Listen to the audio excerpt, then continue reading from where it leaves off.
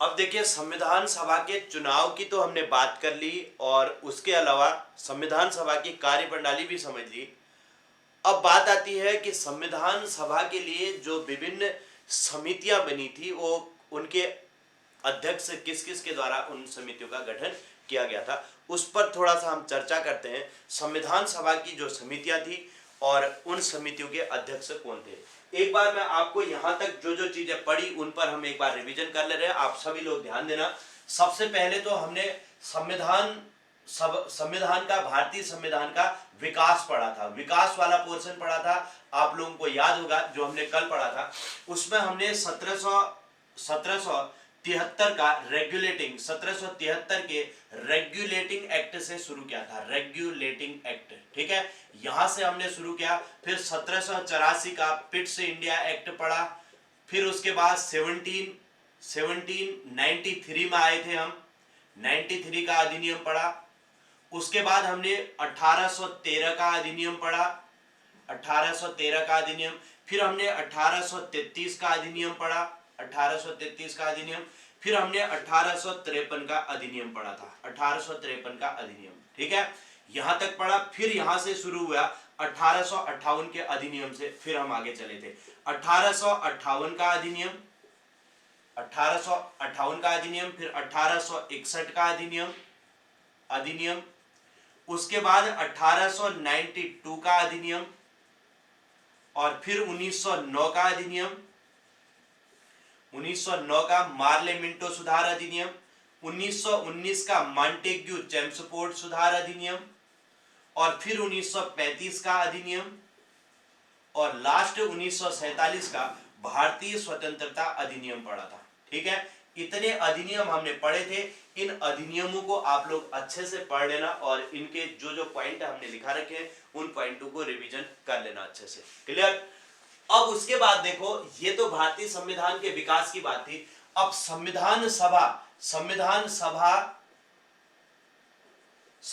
सभा के लिए मांग, संविधान सभा की मांग की हमने बात की दूसरे टॉपिक में। आज संविधान सभा की मांग के लिए सबसे पहले 1895, फिर 1922, फिर 1924, फिर 1934, फिर 1935 और फिर 1938 में आए, 1938। फिर 1940 में आए, 1942 में आए और फिर 1946। इतने ईयर आपको यहाँ पर याद रखने, ठीक है। 1895 में किसने मांग की थी सबसे पहले संविधान सभा के गठन की? तिलक ने। फिर 1922 में किसने की थी? गांधी जी ने कहा भारतीय संविधान भारतीयों की इच्छा अनुसार होगा।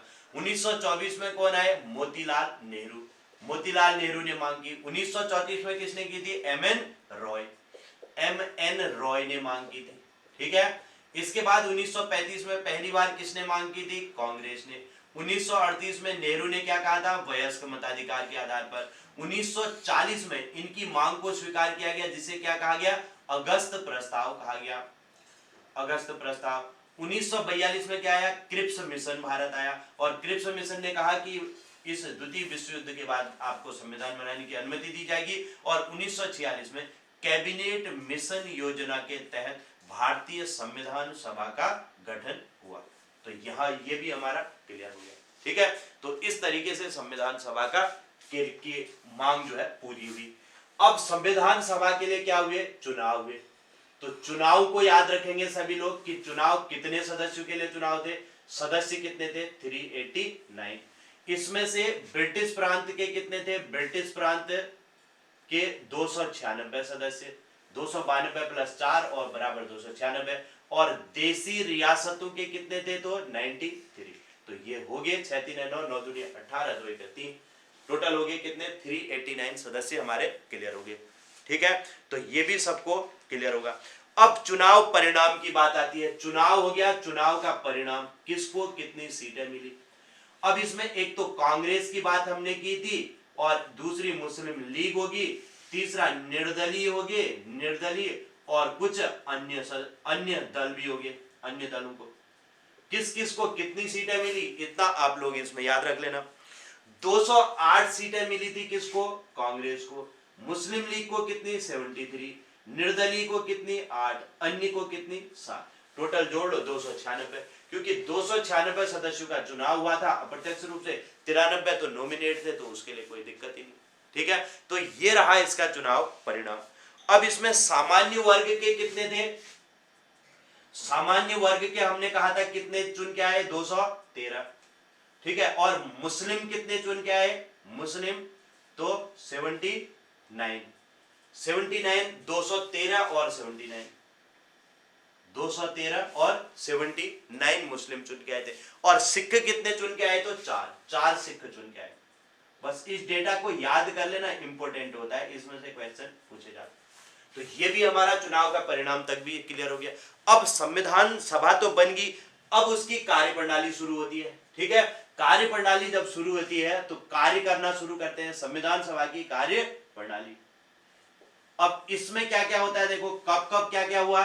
9 दिसंबर 1946 को प्रथम बैठक हुई, और इस दिन डॉक्टर सच्चिदानंद सिन्हा को क्या चुन लिया? सच्चिदानंद सिन्हा को अस्थायी अध्यक्ष। ठीक है, 11 दिसंबर 1946 को क्या हुआ? 1946 को दूसरी बैठक हुई, और इस दिन डॉक्टर राजेंद्र प्रसाद को क्या चुन लिया? स्थायी अध्यक्ष। राजेंद्र प्रसाद बन गए स्थायी अध्यक्ष। 13 दिसंबर 1946 को क्या हुआ? तीसरी बैठक, और इस दिन उद्देश्य प्रस्ताव को रखा गया। उद्देश्य प्रस्ताव को संविधान सभा के समक्ष रखा गया। 22 जनवरी 1947 को क्या हुआ? 1947 को ये पास हो गया, उद्देश्य प्रस्ताव क्या हो गया? पारित हो गया। फिर 22 जुलाई 1947 को सबको याद होगा क्या है? 1947 को क्या हुआ था? राष्ट्र ध्वज को अपनाया गया। ठीक है, 22 जुलाई के बाद फिर अगली डेट कौन सी आई? इसके बाद 26 नवंबर 1949 को, 1949 को संविधान बन करके तैयार हो गया, 1949 को तैयार हो गया। और 24 जनवरी 1950 को क्या हुआ था? 1950 को एक तो राष्ट्रगीत और राष्ट्रगान दोनों को अपनाया गया, और इसके अलावा डॉक्टर राजेंद्र प्रसाद को क्या बना दिया? राजेंद्र प्रसाद को भारत का पहला राष्ट्रपति भी चुन लिया गया, प्रथम राष्ट्रपति भी इसी दिन चुन लिया गया। हो गया आप क्लियर? ये भी आपका। अब उसके बाद 26 जनवरी 1950 को मैंने क्या बताया? 26 जनवरी 1950 को संविधान को पूर्ण रूप से लागू कर दिया गया। अब बताइए कोई प्रॉब्लम यहां तक? क्या यहां तक का मैटर सबका क्लियर हो गया? अब हम यहां से आगे बढ़ते हैं। एक बार सभी लोग मैसेज करो, क्या यहां तक की चीजें क्लियर होगी? अब हम बात करेंगे संविधान सभा के लिए बनी हुई समितियां। यहां तक सबको अब ये याद भी हो जानी चाहिए, चीजें लिखना ही नहीं है, ये साथ ही साथ याद भी हो जाना चाहिए। ठीक है, चलिए, तो सबको यहां तक की चीजें बिल्कुल क्लियर हैं। अब हम यहां से आगे बढ़ते हैं और बात करते हैं संविधान सभा के लिए बनी हुई विभिन्न समितियां। तो नेक्स्ट हेडिंग लिखेंगे संविधान सभा के लिए बनी विभिन्न समितियां।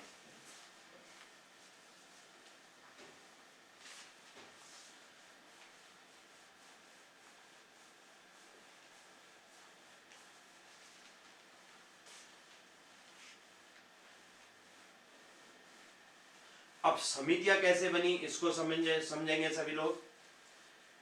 संविधान सभा के लिए जब उद्देश्य प्रस्ताव को स्वीकार कर लिया गया, उद्देश्य प्रस्ताव पारित हो गया 22 जनवरी सन 1947 को। ठीक है, 22 जनवरी सन 1947 को उद्देश्य प्रस्ताव को स्वीकृति मिली। तो उसके बाद विभिन्न टोटल कितनी बैठकें हुई थी? 12 बैठक हुई थी, 12 टोटल 12 अधिवेशन हुए थे। ठीक है, टोटल 12 होंगे। अब इसके बाद देखो, अब हम जो बात कर रहे हैं उद्देश्य प्रस्ताव की को स्वीकृति मिल गई थी। उसके बाद उद्देश्य प्रस्ताव को स्वीकृति मिलने के बाद संविधान सभा ने विभिन्न समितियों का गठन किया। अब आप इसमें दो कॉलम बनाओ, एक तरफ लिखे समिति और दूसरी तरफ लिखेंगे अध्यक्ष। समिति और अध्यक्ष। ठीक है, समिति और अध्यक्ष। इसमें सबसे पहले है संघ शक्ति समिति। संघ शक्ति समिति। अब इसके अध्यक्ष कौन थे? तो इसके अध्यक्ष थे पंडित नेहरू। पंडित नेहरू संघ शक्ति समिति के अध्यक्ष। ठीक है, पहली ये होगी। दूसरा है संघीय संविधान समिति। संघीय संविधान समिति, संविधान समिति। और इस समिति के भी अध्यक्ष कौन रहे? पंडित जवाहरलाल नेहरू, संघीय संविधान समिति। तीसरा है राज्यों के लिए समिति। राज्यों के लिए समिति, राज्यों के लिए जो समिति बनी थी, इस समिति के अध्यक्ष भी कौन थे? पंडित जवाहरलाल नेहरू। ठीक है, तीन तो ये होगी। इसके बाद आता है प्रांतीय संविधान समिति। प्रांतीय संविधान समिति, प्रांतीय संविधान समिति, इसके अध्यक्ष थे सरदार पटेल। कौन थे? सरदार पटेल, सरदार वल्लभ भाई पटेल इसके अध्यक्ष थे। ठीक है, अब इसके बाद आता है इंपॉर्टेंट मौलिक अधिकार एवं अल्पसंख्यक। ये पूछा जाता है मौलिक अधिकार, अधिकार व अल्पसंख्यक, अल्पसंख्यक समिति, इसके भी अध्यक्ष कौन थे? सरदार वल्लभ भाई पटेल। ठीक है, नेक्स्ट आता है प्रारूप समिति। सबसे इंपॉर्टेंट समिति हुई प्रारूप समिति। प्रारूप समिति के अध्यक्ष डॉक्टर भीमराव अंबेडकर, इसीलिए इन्हें भारतीय संविधान का पिता भी कहा जाता है। डॉक्टर भीमराव अंबेडकर प्रारूप समिति के अध्यक्ष थे। इसके अतिरिक्त प्रक्रिया नियम समिति, प्रक्रिया नियम समिति, प्रक्रिया नियम समिति के अध्यक्ष थे डॉक्टर राजेंद्र प्रसाद। डॉक्टर राजेंद्र प्रसाद प्रक्रिया नियम समिति के अध्यक्ष थे। संचालन समिति के अध्यक्ष भी डॉक्टर राजेंद्र प्रसाद। संचालन समिति के अध्यक्ष भी कौन थे? डॉक्टर राजेंद्र प्रसाद। ये 8 समितियां मुख्य थी। 3, 4, 5, 6, 7 और 8। ये 8 समितियां तो मुख्य थी। अन्य कुछ और समितियां थी, इन समितियों को भी याद रखेंगे। अन्य समितियां, इसमें एक बहुत इंपॉर्टेंट समिति कौन सी आती है? समिति और अध्यक्ष, समिति और अध्यक्ष। झंडा समिति का सबने नाम सुना होगा, झंडा समिति। झंडा समिति बहुत इंपॉर्टेंट है। डॉक्टर राजेंद्र प्रसाद इसके अध्यक्ष थे। डॉक्टर राजेंद्र प्रसाद झंडा समिति के अध्यक्ष थे। ठीक है, इस नाम को भी आप लिख लें। कार्य समिति के अध्यक्ष थे जीबी मावलंकर। कार्य समिति के अध्यक्ष कौन थे? तो जीबी मावलंकर थे। जीबी मावलंकर। जीबी मावलंकर को लोकसभा का पिता कहा जाता है और यही लोकसभा के प्रथम अध्यक्ष भी थे। कार्य संचालन समिति एक और थी, इसको भी लिख लो, कार्य संचालन समिति, और इसके अध्यक्ष थे के.एम. मुंशी। के.एम. मुंशी इसके अध्यक्ष थे। चलिए, तो ये है संविधान सभा के लिए बनी विभिन्न समितियां। इनके नामों को आप जल्दी से लिख लो, सारी की सारी समितियां, संविधान सभा के लिए बनी विभिन्न समितियां। नेक्स्ट हेडिंग लिखेंगे सभी लोग, प्रारूप समिति। विभिन्न समितियों की हमने बात की, उसमें से एक समिति थी प्रारूप समिति। अब इसी समिति पर हम चर्चा करते हैं। प्रारूप समिति के बारे में थोड़ा सा समझते हैं कि प्रारूप समिति का गठन कब हुआ। 29 अगस्त 1947 को, बहुत इंपॉर्टेंट डेट है, 29 अगस्त 1947 को इसका गठन हुआ, 1947 को। ठीक है, और प्रारूप समिति के अध्यक्ष कौन थे? अध्यक्ष अभी आपने पढ़ा था, डॉक्टर भीमराव अंबेडकर। भीमराव अंबेडकर प्रारूप समिति के क्या थे? अध्यक्ष थे। ठीक है, इसमें सदस्य कितने थे? तो सदस्यों की संख्या थी 7। प्रारूप समिति के सदस्यों की संख्या कितनी है? तो यहां पर 7 सदस्य इसके सदस्य हैं। इनके मैं नाम लिखा रहा हूं। पहले डॉक्टर भीमराव अंबेडकर, इन सदस्यों के नाम लिख लेना। भीमराव अंबेडकर पहले सदस्य हैं, डॉक्टर भीमराव अंबेडकर नंबर 1। ठीक है, पहले सदस्य हो गए। दूसरा एन गोपाला स्वामी आयंगर। एन गोपाला स्वामी आयंगर, ये दूसरे सदस्य हैं। तीसरे सदस्य का नाम है अल्लादी कृष्ण स्वामी अयंगर, अल्लादी कृष्ण स्वामी, अल्लादी कृष्ण स्वामी अयंगर, ये तीसरे सदस्य हैं। ठीक है, चौथे सदस्य है डॉक्टर के एम मुंशी, डॉक्टर के एम मुंशी। इन नामों को सुन लेना, कभी कभी पूछा जाता है निम्न में से कौन इसके सदस्य नहीं थे। इसके अलावा सैयद मोहम्मद सादुल्ला, नंबर 5 में कौन आते हैं? सैयद मोहम्मद सादुल्ला, नंबर 5 में हो गए। नंबर 6 में, अब देखो यहां से समझना, नंबर 6 अगले छठे जो सदस्य थे ये थे बीएल मित्र। कौन थे? बीएल मित्र थे, लेकिन इनकी क्या होगी थी? बीएल मित्र की फिर कुछ समय के बाद होगी थी मृत्यु। क्या होगी? मृत्यु। ठीक है, मृत्यु होगी तो इनके स्थान पर फिर दूसरे सदस्य आए जिनका नाम था एन माधव राव। इनके स्थान पर कौन आए? N Madhav Rao. Clear? N Madhav Rao जो है इनके स्थान पर फिर अगले सदस्य बने। नंबर 7 में कौन थे? जेपी खैतान थे। नंबर 7 में थे जेपी खैतान, ये भी याद रखना, जेपी खैतान। लेकिन इनकी भी क्या होगी थी? मृत्यु होगी थी। तो मृत्यु होगी तो इनके स्थान पर सदस्य कौन बने? तो उनका नाम है टीटी कृष्णामचारी, टीटी कृष्णामचारी, ये इसके सदस्य बने। और यहीं पर क्वेश्चन भी पूछा जाता है कि बीएल मित्र की मृत्यु के बाद कौन बने? तो एन माधव राव बने। जेपी खैतान की मृत्यु के बाद कौन बने? तो टीपी कृष्णामचारी। एक तो क्वेश्चन ये बनते हैं। और गठन कब हुआ? सबसे इंपॉर्टेंट क्वेश्चन है। अध्यक्ष कौन थे और सदस्य कौन थे? ये क्वेश्चन इनमें से बनते हैं, इसलिए इसको बहुत अच्छे से सब लोग लिख लेना प्रारूप समिति के बारे में। ठीक है, बिल्कुल। मित्र और खैतान, हाँ। अल्लादी कृष्ण स्वामी अय्यर थे, इन्हीं की बात कर रहे हो? हाँ, अल्लादी कृष्ण स्वामी अय्यर, है ना? ऐसे हो जाएगा, वही तारक मेहता वाला अय्यर होगा, है ना? नेक्स्ट हेडिंग लिखेंगे पुनर्गठन के बाद संविधान सभा पुनर्गठन के बाद। अब क्या हुआ देखो, इसके बाद भारत आजाद हो गया तो भारत अलग हो गया, पाकिस्तान अलग हो गया, है ना? अभी जब संविधान सभा बनी थी तो उसमें हमने देखा था मुस्लिम लीग के 73 सदस्य थे। मुस्लिम लीग के कितने सदस्य थे? 73। अब हुआ क्या कि जब पाकिस्तान अलग हो गया, भारत अलग हो गया, तो फिर मुस्लिम लीग के सदस्य वो पाकिस्तान में चले गए, है ना? तो यहां पर फिर से संविधान सभा का क्या करना पड़ा?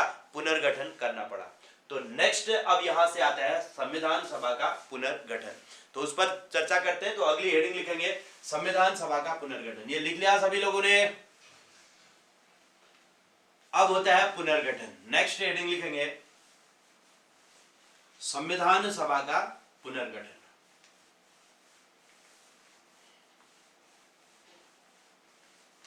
दोबारा से संविधान सभा का गठन होता है, जिसे हम कहते हैं संविधान सभा का पुनर्गठन।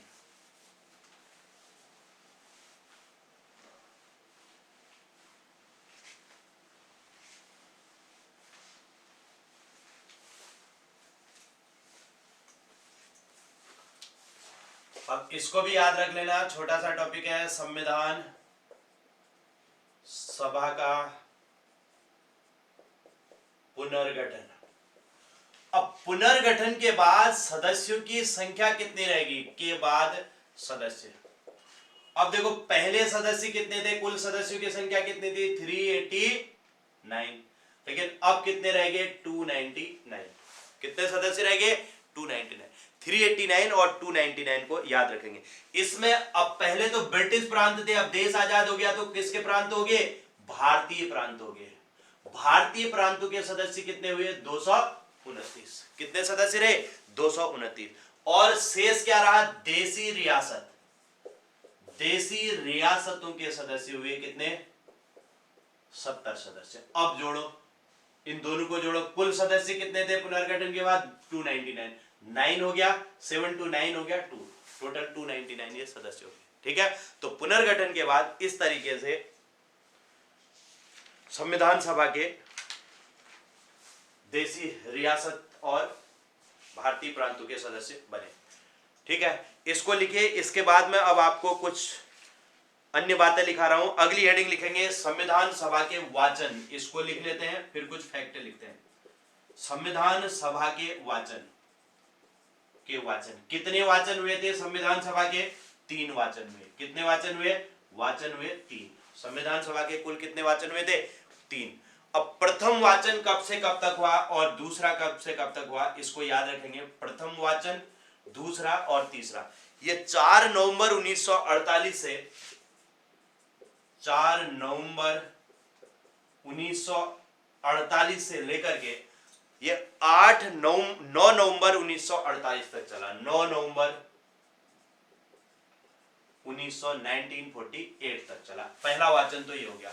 अब आता है दूसरा वाचन, सबसे इंपॉर्टेंट वाचन है दूसरा वाचन, इसको याद रखेंगे। ये शुरू होता है 15 नवंबर 1948 से 15 नवंबर 1948 से ये 17 अक्टूबर 1949 तक चलता है। 17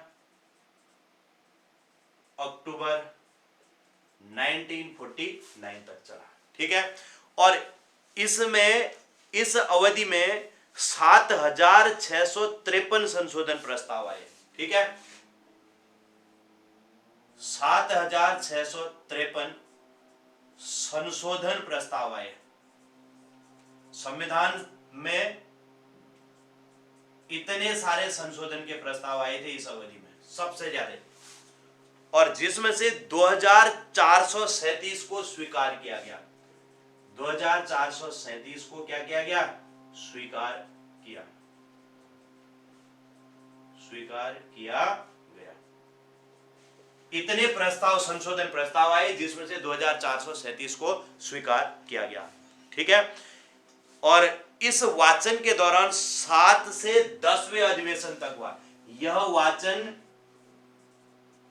वाचन 7वें से 10वें अधिवेशन तक चला। 10वें अधिवेशन तक चला।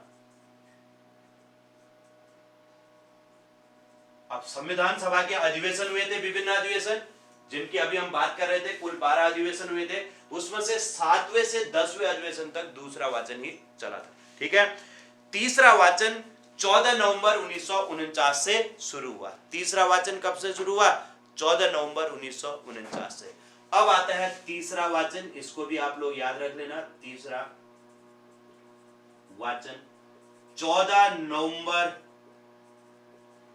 1949। अब 14 नवंबर से हुआ तो आखिरी कब तक था? 26 नवंबर 1949 तक। तो ये चला 26 नवंबर 1949 को। इस दिन संविधान बनकर के तैयार हुआ। तो ये है 3 वाचन हुए थे। इन तीनों वाचनों को आप लोग याद रखेंगे। तो कुल कितने वाचन हुए? तो 3 वाचन थे। प्रथम वाचन, दूसरा वाचन और तीसरा। सबसे इंपॉर्टेंट है दूसरा वाचन। तो ये तो थी संविधान के बारे में जानकारियां। अब हम इसमें कुछ जो इंपॉर्टेंट फैक्ट हैं उन पर चर्चा कर रहे हैं। सबसे पहले अब नोट करके कुछ पॉइंट को लिखिए, नोट कर लो, और उसमें पॉइंट नंबर 1 लिखेंगे। ठीक है, पॉइंट नंबर 1 करके बनाना और लिखना, स्वतंत्रता के बाद संविधान सभा की पहली बैठक। पूछा जाता है स्वतंत्रता के बाद संविधान सभा की पहली बैठक, संविधान सभा की पहली बैठक कब हुई? पहली बैठक। अब देखो 15 अगस्त 1947 को देश आजाद हुआ था, तो उससे पहले 14 अगस्त की मध्य रात्रि को पहली बैठक हुई थी। 14 अगस्त की मध्य रात्रि। ठीक है, इसको याद रखना। 14 अगस्त की मध्य रात्रि को संविधान सभा की पहली बैठक हुई थी स्वतंत्रता के बाद। Fact number 1। जल्दी से लिखिए, फटाफट लिखते रहो साथ ही साथ। और दूसरा पॉइंट, संविधान सभा में संविधान जब बनकर के तैयार हुआ था तो संविधान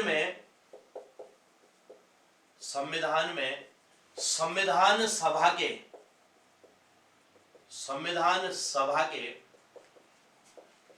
284 सदस्यों ने हस्ताक्षर किए थे। सदस्यों ने हस्ताक्षर किए थे। टोटल आपने पढ़ा था 299। पुनर्गठन के बाद सदस्य कितने रहे? 299, जिसमें से 284 सदस्यों ने हस्ताक्षर किए। और इसमें महिला सदस्य कितनी थी? तो महिला सदस्य थी 8। 284 में महिला सदस्य, कितनी महिला सदस्यों ने साइन किए? तो 8 महिला सदस्यों ने भी इस संविधान में हस्ताक्षर अपने किए थे।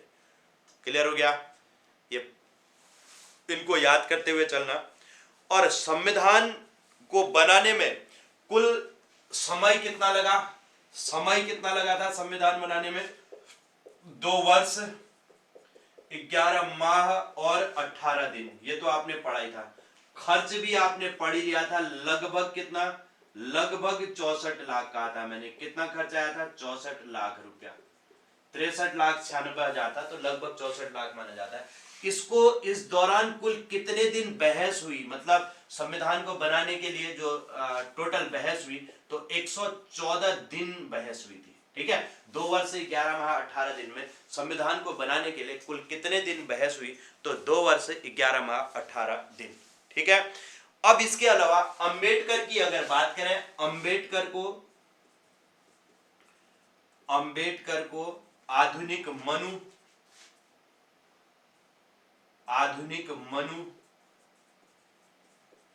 तथा संविधान का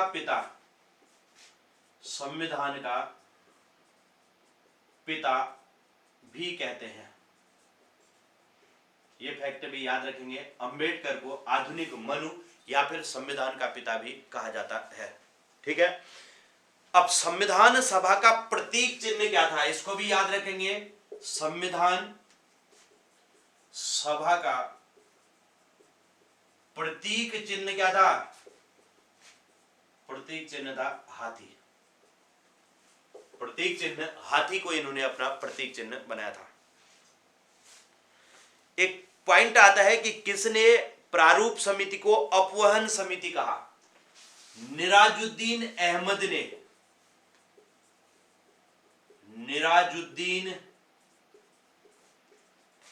ने प्रारूप समिति को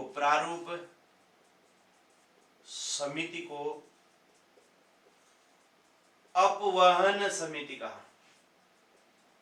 समिति कहा। ठीक है, इस बात को भी ध्यान रखेंगे। ये फैक्ट है, याद रखेंगे।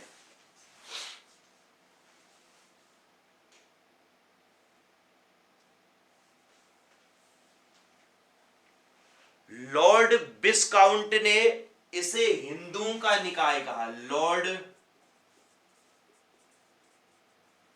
विस्काउंट ने संविधान सभा को क्या कहा? संविधान सभा को हिंदुओं का निकाय कहा। हिंदुओं का निकाय कहा। ये ऐसे फैक्ट भी पूछे जाते हैं इनमें, किसने क्या कहा था।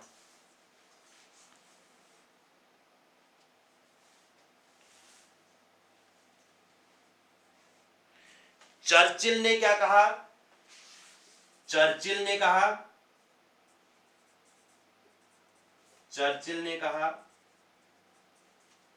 संविधान सभा ने भारत के केवल एक बड़े वर्ग का प्रतिनिधित्व किया। बड़े वर्ग का प्रतिनिधित्व किया। एक बड़े वर्ग का प्रतिनिधित्व किया था। ठीक है, ये चर्चिल का स्टेटमेंट था। अब संविधान सभा के विधिक सलाहकार हमने नहीं लिखा, तो इसको भी लिख लेना, संविधान सभा के विधिक सलाहकार। बहुत ज्यादा पूछा जाता है, संविधान सभा के विधिक सलाहकार कौन थे? विधिक सलाहकार, विधिक सलाहकार कौन थे? बी.एन. राव थे, बी.एन. राव। क्लियर हुआ? विधिक सलाहकार बी.एन. राव थे। चलिए आगे बढ़ते हैं, कुछ और फैक्ट हैं, इनको भी समझते हैं।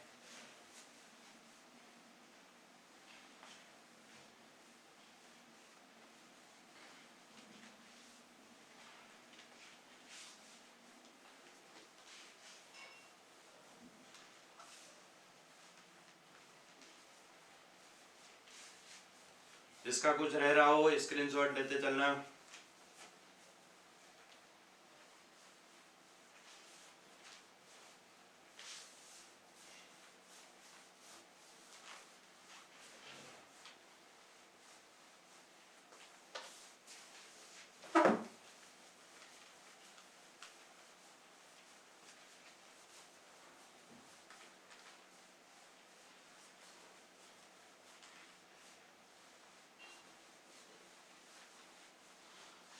चलिए तो आगे बढ़ते हैं, कुछ और फैक्ट हैं, इनको भी ध्यान रखना।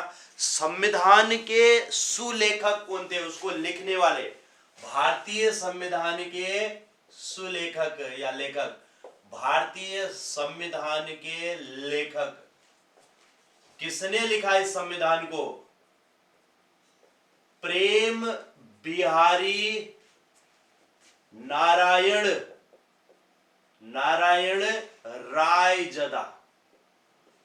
प्रेम बिहारी नारायण रायजदा संविधान के क्या थे? सुलेखक थे। ठीक है, भारतीय संविधान के सुलेखक थे प्रेम बिहारी नारायण रायजदा। क्लियर हो गया? इसके अलावा देखो, इसकी सजावट, सौंदर्यीकरण और सजावट किसने की? ठीक है, संविधान का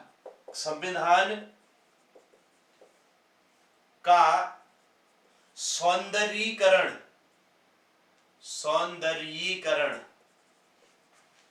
तथा सजावट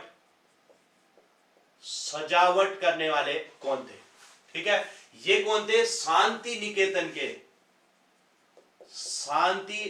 निकेतन।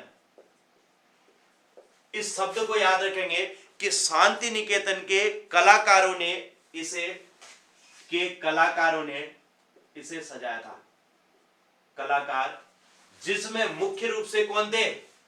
जिसमें नंदलाल बोस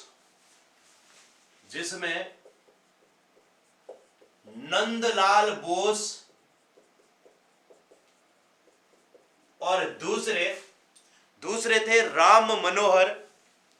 व्यूअर राम मनोहर सिन्हा। व्यूअर राम मनोहर सिन्हा, ये इनका नाम मुख्य रूप से आता है जिन्होंने इसकी सौंदर्यीकरण या सजावट की थी। भारतीय संविधान की सजावट करने वाले व्यक्ति थे। ठीक है, अच्छा नहीं लिखा गया स्क्रीन, चलो अब तो हो ही गया, फिर स्क्रीनशॉट ले लिया होगा। ठीक, अब प्रस्तावना को किसने लिखा और किसने सजाया, ये तो संविधान की बात है। सेम नाम आएगा, प्रस्तावना को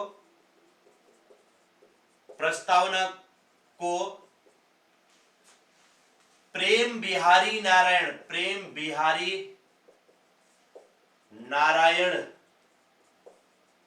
रायजदा ने लिखा।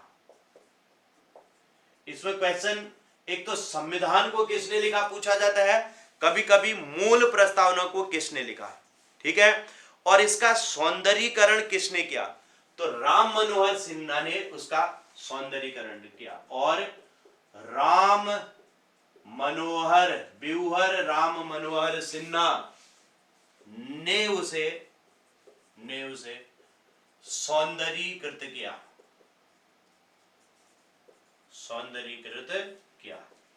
ठीक है, उसका सौंदर्यीकरण या उसकी सजावट करने वाले व्यूअर राम मनोहर सिन्हा थे। क्लियर हो गया? इसके अलावा देखो,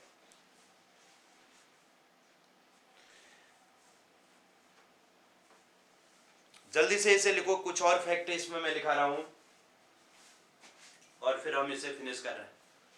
जल्दी से लिखे। अब जो संविधान सभा थी, देखो इसके बारे में एक बात और समझना। संविधान सभा ये संसद का भी काम कर रही थी, मतलब विधायिका का भी कार्य कर रही थी, और संविधान निर्माण का भी। संविधान सभा विधायिका का भी कार्य करती थी, का भी कार्य कर रही थी, और संविधान निर्माण का भी, संविधान निर्माण का भी। बात समझ में आई क्या? ये जो संविधान सभा थी ना, यही पहले किसका काम करती थी? संसद का काम भी यही कर रही थी। अलग से संसद नहीं बनी थी तब, संसद तो बाद में बनी ना, 1952 के बाद। तब तक जो है यही संविधान सभा ही किसका काम कर रही थी? संसद का भी और दूसरा संविधान निर्माण का भी।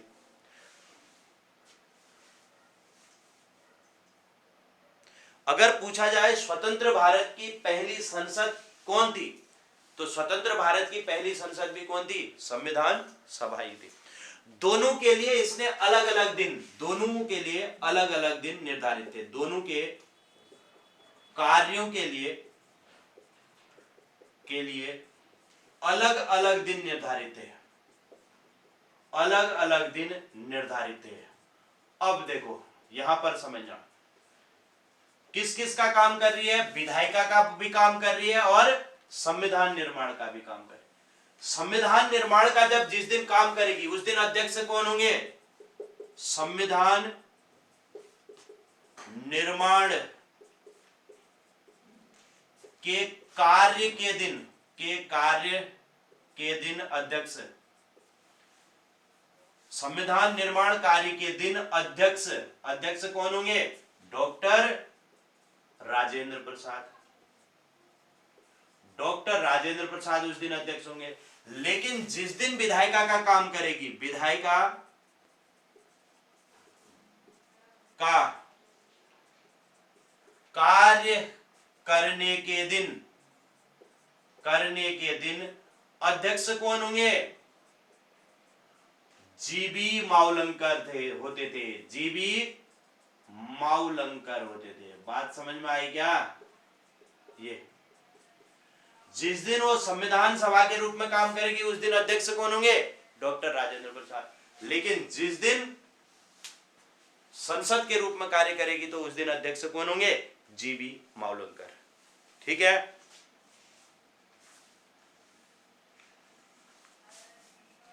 और एक क्वेश्चन ये भी पूछा जाता है कि विधानमंडल के रूप में मतलब विधायिका के रूप में, संसद के रूप में, विधानमंडल के रूप में संविधान सभा की पहली बैठक कब हुई?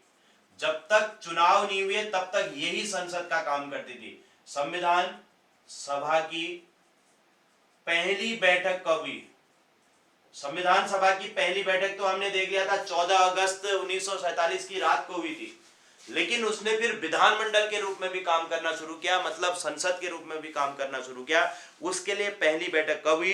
तो 17 नवंबर 1947 को हुई। 17 नवंबर 1947 को हुई। और इस दिन अध्यक्ष कौन बने? अध्यक्ष बने जीबी मावलंकर। ये अध्यक्ष कौन थे? जीबी मावलंकर अध्यक्ष रहे। कहानी आपको समझ में आ गई होगी। बात क्लियर हुई क्या सबको?